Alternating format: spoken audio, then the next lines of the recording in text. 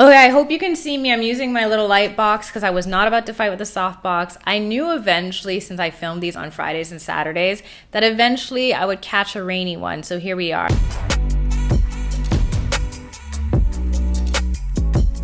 Hey everyone, it's your favorite blind chick back on your screen with another one. You're tuned into another episode of What in the World, where I talk with you about what's been going on in the world, because what in the world sometimes? This planet is a crazy place. So if you've been here before, you already know how this goes. But if you're new, the rundown is we start with pop, we move on to tech top, we do a little world news, and wrap up with what's going on in my hometown, aka Canada, because this week there ain't nothing about Toronto. We're entering stage 2, and that's that on that. So spoiler alert. That's all I gotta say for the end. But I do have a little bit of Canadian news, so stay tuned to the end for that. Let's start off with a little music talk. Who am I kidding? This week it's music heavy with the pop culture. The first story I want to share with you today is my girl H.E.R dropped her album and I am obsessed. I've listened to it from beginning to end 3 times already, which is saying a lot because since Monday I've been listening to a lot of podcasts, and you have to have a really good album for me to be obsessed enough to stop listening to my pods to listen to the tracks. So I've always loved her. She's just someone that really gives you the emotion. And sometimes when I'm listening to this song, I'm like, who hurt you? She's extremely talented. You can tell she's about the art, and I'll respect her so much. It's weird to think this is her first album though, because she had so many one-offs and also the EPs, and I never know the difference between the 5 piece versus I don't even know how many tracks this is. All I do know is I love every single track except for one. If you guess which one, I should think of a prize. So from her, let's talk about Miss Meg Thee Stallion. Not so much for her music, but for the controversy. So what happened this week is, you know, her and Tory, that situation. But what we didn't know was going to happen is that Tory's collab with her old ex-collab mate, DaBaby, not my baby. I don't know why I always say that, but DaBaby did a song with Tory last year that came out in January that wasn't cleared, according to Meg. And then now there's this whole Twitter beef and all these people were involved. And at one point, DaBaby said, "You must not know about me. You must not know about me." And I said, my boy didn't, because he's a certified, let me not even go there. But anyway, Party came in and he just threw some words, and I'm not even mad at him, because at the end of the day, you got to stand up for your woman. And if Meg is saying what she's saying, then it's kind of shady that he said one thing to her in private. But then again, you don't always have to put this stuff public. Whenever it comes to this celebrity and Twitter-ish, even with Chrissy Teigen last week, like we discussed, I always wonder, you have millions. Use this money to entertain yourself with something else. It just doesn't make any sense to me.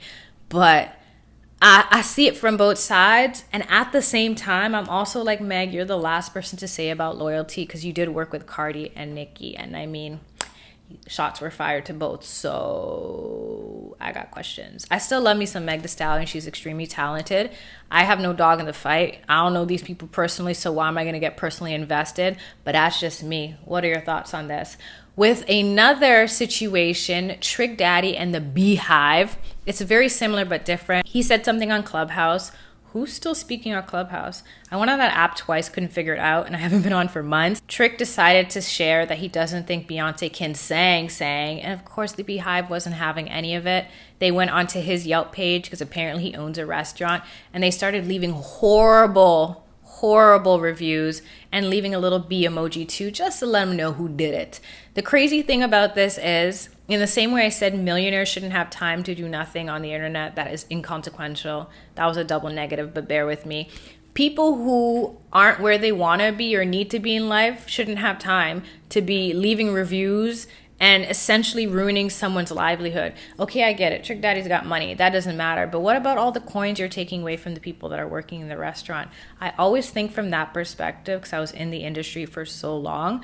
But I get you're getting a laugh out of it and you're ruining his business ship and his money. But at the same time, you're also going to ruin all these other people that are employed by him. I just... How do you have the time? Work on your own finances, spirituality, emotional, anything, instead of... It made for a good laugh, though. But when I thought about the repercussions, I'm like, ooh. You know what else had me thinking that way? What has been going on with Michael B. Jordan. I think this is my only music story of the week. So what happened was earlier this week, Michael B. Jordan, aka my future hubby, he doesn't know it yet, announced that he would be calling his rum company Juve, which I thought was a beautiful name. And then I thought, oh, I don't know. It has a lot of heritage. As someone who is of Caribbean descent, my mom is Antiguan, my dad is Jamaican. There's a lot of history and heritage in Juve. You should Google it, look it up. It's actually very colored, like many things in Caribbean history. There's some good, there's some bad. There's making the most out of an ill situation. And the reason why calling a rum company this name is, for one, on the Google search, instead of seeing what Juve actually means, you're going to see this dude rum company. But also for that, it kind of dilutes the intensity of what it means. Even with like playing mass and carnival and that type of thing, it's not just partying and shaking your ass. There's so much more to it, but people don't always want to do the due research. So with that, I see why people are outraged, and I'm happy that he's going to change the name. Truth be told, I think he already has a name, because this gave me all types of deja vu. I just kept thinking, this is giving me kimono versus Skims right away. I don't believe that Kim Kardashian was going to call Skims kimono, although it would have been such a quick, easy name. Because if you think about the Japanese, and I'm not even Japanese, they hold a lot of traditions sacred. So of course they're going to stand up and bold together like Voltron in order to protect their culture. And rightfully so. And I think Skims is a way better name for Kim's brand anyway, because it just... when you see what Skims is, I'm unfortunately a little bit of a Skims fan myself. When you realize what Skims is as a brand and what it feels like to wear, Skims is the perfect name for what it is. Kimono, just know. Think about it. Everyone's talking about this rum brand, and when it eventually comes out, he gonna make that money. I know for a fact, if it's available at the LCBO, you know, I have a hot girl summer with some Michael B. Jordan rum. I mean, if it's dark rum. Lastly, in pop culture, before we loop into other segments, is Usher apparently bullied T-Pain. At first, I'm like, you've got to be insane. This is not a real story. It was a snippet from a documentary. He was sharing an experience where he was enamored by Usher. I mean, who wouldn't be? Usher, to me, is R&B. I know you can say that there's other people, but in my mind, Usher is R&B. Dictionary definition, Usher's picture, literally. So I would understand why he would go into a 4-year depression. I know a lot of people are clowning him like, you're a grown man, don't be this way, da-da-da. But you never know what word or what thing is going to tip someone off the edge when they're already at the ledge, you know? And it's not for me to judge, because like I shared with you, when I was 25, I was depressed about losing vision. So I know what it's like to feel like your whole world is just, there's no point to it anymore. And I feel bad for T-Pain. I'm also asking why now, since this was an 8-year-old incident, but everyone's got a story to tell. And it's so interesting to see what side people fall on this whole discussion. Okay, enough pop culture. That was a lot. There's more, but we'll save it for another day, or you can share with me in the community tab.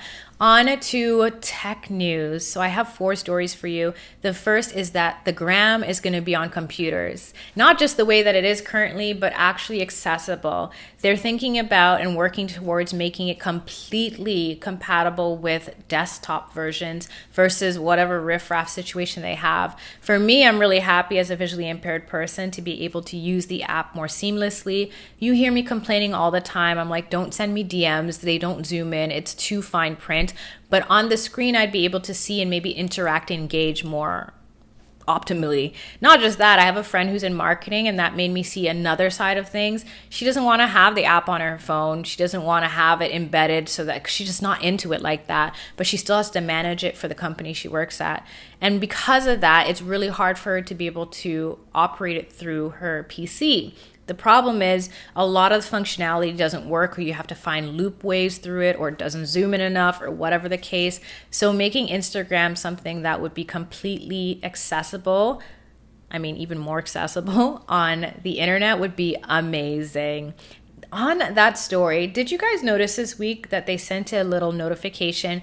Would you like to show the likes again? I'm just wondering, why did you stop showing it in the first place? We all know why, their bull reason, but still, I thought this was, don't even get into it. From there, I thought this was interesting, but I also thought, why hasn't this been a thing before? Windows is partnering with Android so that all Android apps, can I say the word? Apps will be available on their platforms and devices.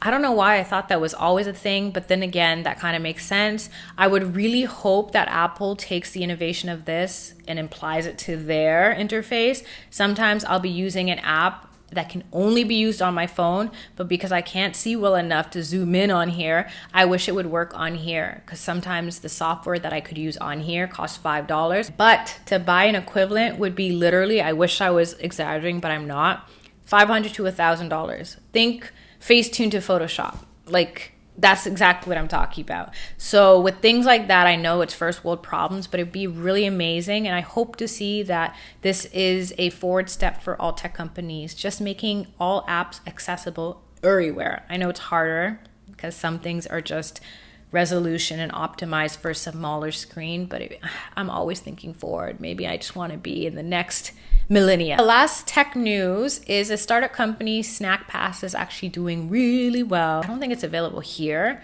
but I hope it is soon. Basically, it's like the Uber Eats, but you go and get it. I know that other apps have that pickup option versus delivery. I like this idea as someone who would prefer to order on my phone, but maybe pick up myself versus going into the restaurant, standing in line, or struggling to see the menu and pay. I would love everything to be automated. And they said they've been doing extremely well lately since the world has been slowly opening and people are going on walks and getting out of their house to get the food. I always thought when the panorama first began, are Uber Eats drivers frontline workers? Because I don't see that as an essential. When I was listening to my neighbors order food for 3 months straight, every day at 6 o'clock, first question was, wow, what do they do? Because I want to be able to afford that too. And two, isn't that person putting that person at risk? And if that person's saying going to 8 houses in 2 hours or whatever it may be, that's 8 people he's interacting with, plus whoever he's grabbing the food from in the rest. Let me not get into that, because I know a lot of people are opinionated. So, I mean, I'd love to hear your thoughts, but I just don't want to offend anyone if you live that lifestyle. Moving on to world news.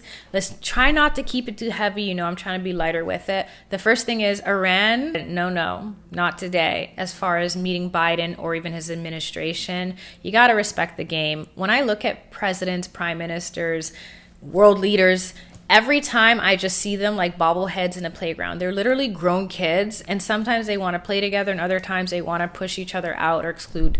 It just is what it is. Of course, this is on a bigger, more serious scale. The reason why he doesn't want to negotiate has a lot to do with the nuclear agreement. The other story I want to share with you are 2 to do with China. The first is Hong Kong had a publication since 95 that is officially decommissioned as per the government. They raided twice this week, which wasn't the first times they did it before. But this is a pro-democratic publication, tabloid as described. Pretty much with that, they are just showing you that they're not open for free speech. We knew that, but like we really know it now. And furthering with that is the Weigers, the people that I might have mentioned. I don't even know if I shared with you in a vlog, but I know 3 years ago I first heard about them, and ever since then, I've just been on top of every news story. Anytime I see a podcast, if I actually take the time to zoom in and not just press play, I will swipe and click that stuff first, because I'm always interested to see, are the Uyghurs getting the respect they deserve? Are they still being marginalized? And unfortunately, things are bad, if not even worse than they have been before. There's a lot of Uyghur mothers speaking out about their children being taken away and taken to re-education camps. History repeats itself in a lot of ways, and this is very, very disturbing. What's going on in Miami? So at the time of filming this, I only heard about this a few hours ago. I think it happened yesterday, so it would have been 2 or 3 days ago if you're watching this the day it comes out. I hope by the time this is posted that we know more than we do. Hopefully out of the 50 to 100 people that are missing, by some miracle they're all okay. They already found one person that passed away. I don't know what caused this building to collapse, but imagine I'm just chilling here filming with you and poof, half the building goes down. And if you see the footage, which I would not recommend, I'm not squeamish. I don't care. I'm not scared of blood. I'm not even empathetic in that way like an empath is, but I will feel. there's a part of you that you can't help but feel your stomach drop when you see half of the building fall. Wrapping up with what's going on in Canada, these are probably the heaviest stories of the day. So for the two of you that made it to the end of this video, take a deep breath, okay? So the first one is a continuation of what we spoke about, would it be 2 weeks ago now, with the residential schools. I didn't know much then, or I thought I knew enough then, but every week I learned so much more, and it's just more horrific. I mean, this is breaking world news to the point. It's very rare that Canadian news becomes world news. But in this case, because it's so bizarre, so jarring, and so horrific, I'm having people, friends, family outside of the country asking me what's going on. And with this, what happened is kids were sent away to residential schools and they were buried in unmarked graves. These are not just mass graves. And today I heard that it was over 200 children buried. I need answers, Sway. This is beyond disturbing at this point. And if you know the history of how Canada has treated the Aboriginals, I know we try to play peaceful and polite and PC. And for the most part, a lot of Canadians are sweet, but we can't neglect our history. At the end of the day, we're not any less jaded or destructive or lack humanity like our southern neighbors, for example, or other countries that I've mentioned in these series. History, like I said, just repeats itself, and it's so sad to see that this is something that happened as part of our history. I'm glad that it's coming to light now. If there's any good side to this, that would be it. And I just hope that Canadians all grapple with the reality that we haven't treated the Aboriginals with respect, and it is well overdue that we do. That was the heaviest story. Let's leave a little lighter. We have a politician, the head of the Green Party, who's not just spilling tea. She's dashing and splashing and pouring and dousing it everywhere. This woman, if you listen to her speeches, you're just like, whoa, who needs TV when? Pretty much what this leader, and her name is Enemy, which I think is such a beautiful name. She is a trifecta of, what do they call it? Intersectionality. So she is female, black, and Jewish. And she's apparently been discriminated for all three by her own party, which makes this very messy. I have a feeling we're going to have a federal election in the fall, and this is definitely going to play a part into it all. If you listen to what she said, I can't include the clips here, you're just like, wow. I remember Subby asked me earlier this week, do you feel like you've been discriminated because of your skin color in Toronto? Short answer, yes. This is a perfect example, without saying too much, of how you want your government to exemplify equality and be the leaders in a culture and society that advances us all. And then you have someone speaking out who's essentially has got her privileges too. Like, it takes a lot to become a politician, right? And she's still experiencing, oop, my light went out. I hope you can still see me. It just goes to affirm that if you've experienced these things, it's not a one-off. You're not crazy. It's just something sad that's happening in our society. But the way she was throwing other people under the bus, I was like, whew, my girl did that. So on that note, we're going to wrap up this video, especially since, like I said, my light was not having it. So I hope that you guys enjoyed this one. If you did, you know what to do. Tap the like, subscribe, and share too. And until next time, stay safe, stay sane, stay blessed. Love and later.